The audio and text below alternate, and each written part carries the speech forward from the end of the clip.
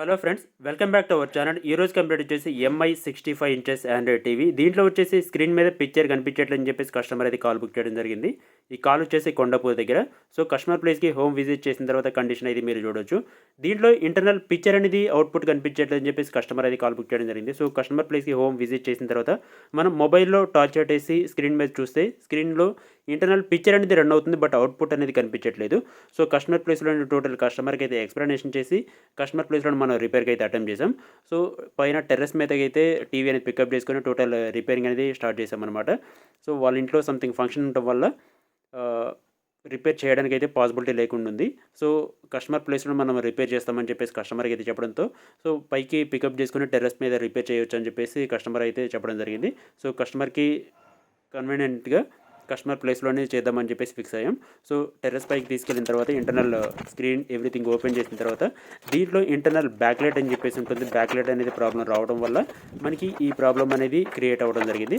అంటే internal picture అనేది run అవుతుంది, బట్ స్క్రీన్ మీద పిక్చర్ అనేది అవుట్పుట్ మనకి కనిపించేది అనమాట. మీరు మొబైల్లో టార్చ్ టేసి చూస్తే పిక్చర్ ఎవ్రీథింగ్ మీకు లైట్గా కనిపిస్తూ ఉంటుంది. చాలా డల్గా, చాలా లో లెవెల్లో కనిపిస్తూ ఉంటుంది. సో దీంట్లో ఇంటర్నల్ ప్రాబ్లం రావడానికి మెయిన్ రీజన్ వచ్చేసి ఇంటర్నల్ బ్యాక్లైట్ ఎల్ఈడి లైట్స్ అని చెప్పేసి ఇవ్వడం జరుగుతుంది. ఆ లైట్స్ ప్రాబ్లం వల్ల మనకి పిక్చర్ అనేది అవుట్పుట్ కనిపించేది అనమాట. సో ఎల్ఈడి టీవీ మీనింగ్ వచ్చేసి ఎల్ఈడి లైట్స్ అనేది యూజ్ చేయడం వల్ల దాన్ని ఎల్ఈడి టీవీ అని చెప్పేసి అంటారు. ఐ హోప్ మీకు అర్థమయ్యే ఉంటుంది. ఇప్పుడు మ్యాక్సిమం ఎల్ఈడి టీవీస్లో కామన్ ఇష్యూ ఉండేది ఎల్ఈడి లైట్స్ ప్రాబ్లం రావడానికి అయితే ఛాన్సెస్ ఎక్కువ ఉంటుంది.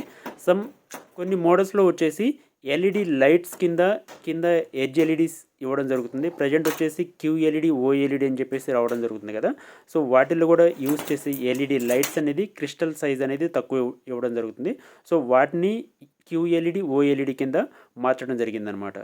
దీంట్లో ఉన్న బ్యాక్లైట్ అనేది ఏదైతే ఉందో వాటిని టోటల్ రీప్లేస్ చేసి కొత్తవైతే మనం ఇన్స్టాలేషన్ చేస్తున్నాం. అవి ఇన్స్టాలేషన్ చేసిన తర్వాత పర్ఫెక్ట్ వర్కింగ్ కండిషన్కి అయితే మనం తీసుకురావడం జరిగింది. ఈ ఎల్ఈడి టీవీస్ మెయిన్గా పోవడానికి మెయిన్ రీజన్ వచ్చేసి దీంట్లో ఒక లైఫ్ అంటూ ఉంటుంది. ఒక లైట్కి ఒక లైఫ్ అంటూ ఉంటుంది. మనం రెగ్యులర్గా హోమ్స్లో ఇంట్లో యూజ్ చేసుకునే ఎల్ఈడి లైట్స్కి ఒక లైఫ్ ఎలా ఉంటుందో వీటిలో కూడా ఒక లైఫ్ ఉంటుందన్నమాట వీటికి కూడా. సో అవి మినిమం ఒక 3 to 5 years మినిమం గ్యాప్ ఉంటుందన్నమాట.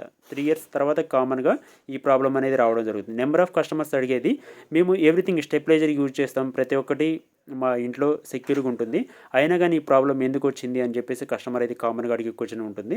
సో వాటిల్లో మెయిన్ రీజన్ వచ్చేసి ఒక లైట్కి ఒక లైఫ్ అంటూ ఉంటుంది. ఆ లైట్కి ఒక లైఫ్ అయిపోయిన తర్వాత కామన్గా పోయే ఛాన్స్ అయితే ఉంటుందన్నమాట. ఒకప్పుడు మనకి సిఆర్టీ టీవీస్ ఉంటుంది, అంటే ఒక బాక్స్ టైప్ టీవీస్ ఉండేది కదా. వాటి లైఫ్ వచ్చేసి అరౌండ్ 10 to 20 years, 30 years అయినా కానీ స్టిల్ ఇప్పుడు కూడా వర్కింగ్ చాలా ఉంటాయి. కొంతమందికి వీటి తర్వాత ఎల్సిడి టీవీస్ ఏవైతే వచ్చాయో వాటి లైఫ్ వచ్చేసి 10 to 15 years అనమాట. వాటి తర్వాత వచ్చిన టీవీస్ ప్రజెంట్ ఇప్పుడు వచ్చేసి ఎల్ఈడి టీవీస్ ఏదైతే యూజ్ చేస్తున్నామో అవి 5 to 7 years ఉండేది. ఇప్పుడు వచ్చే మోడల్స్ క్యూఎల్ఈడి, ఓఎల్ఈడి అవ్వచ్చు, ప్రజెంట్ మనం ఇప్పుడు ఏదైతే యూజ్ చేస్తున్నామో ఇప్పుడు మనం రిపేర్ చేసింది కూడా ఇవన్నీ మ్యాక్సిమం వచ్చేసి 3 to 5 years అనేది మినిమం ఉంటుందన్నమాట లైఫ్. సో ఐ హోప్ మీకు ఎవ్రీథింగ్ క్లియర్ ఉందనుకుంటున్నా. మీకు ఈ వీడియో ఎలా అనిపించింది అనేది ఒక కామెంట్ చేయండి.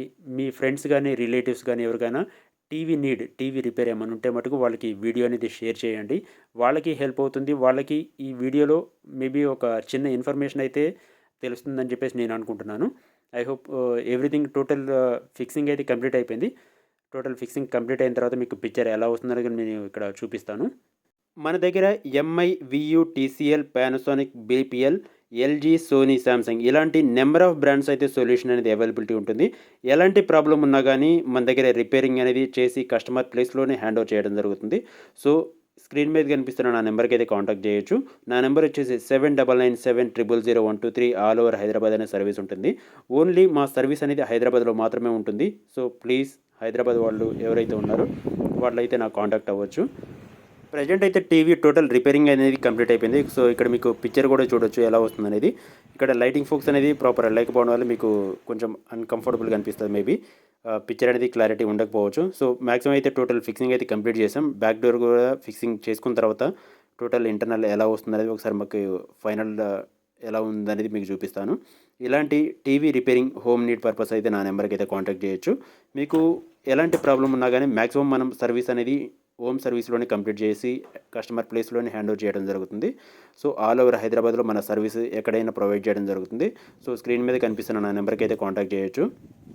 కొంతమంది వేరు ప్లేస్ల నుంచి అయితే మనకి కాంటాక్ట్ అవుతున్నారు టీవీ రిపేరింగ్ పర్పస్ అని చెప్పేసి. కొంతమంది ఖమ్మం నుంచి, కొంతమంది సూర్యాపేట, జడ్చర్ల, జగిత్యాల ఇలా వేరు ప్లేసుల నుంచి అయితే మనకైతే కాంటాక్ట్ అవుతున్నారు. బట్ మన సర్వీస్ అని ఓన్లీ హైదరాబాద్లో మాత్రమే ఉంటుంది. స్క్రీన్ మీద కనిపిస్తున్న నా నెంబర్కి అయితే కాల్ చేస్తే మీకు లొకేషన్ అనేది షేర్ చేస్తాను.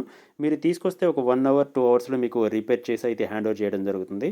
సో ప్లీజ్ నా నెంబర్కి అయితే కాంటాక్ట్ చేయొచ్చు. టోటల్ ప్రజెంట్ అయితే రిపేరింగ్ అనేది కంప్లీట్ అయిపోయింది. ఎలా వచ్చిందని మీకు ఇక్కడ చూడొచ్చు.